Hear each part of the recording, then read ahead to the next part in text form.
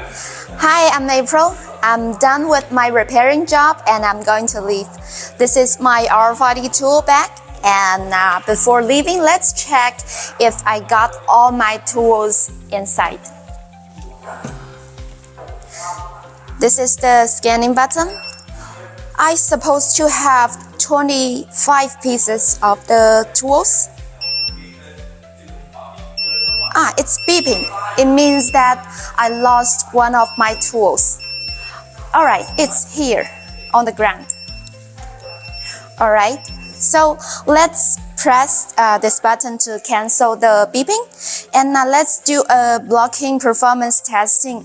I will make the RFID tag this close to the bag and press the scanning button again. It's doing the scanning and still beeping. It means that the RFID reader inside of this bag didn't detect this tag. So let's cancel it and throw the tool inside and close the bag and scan again. You can set the scanning time according to your needs. Alright, now it's correct.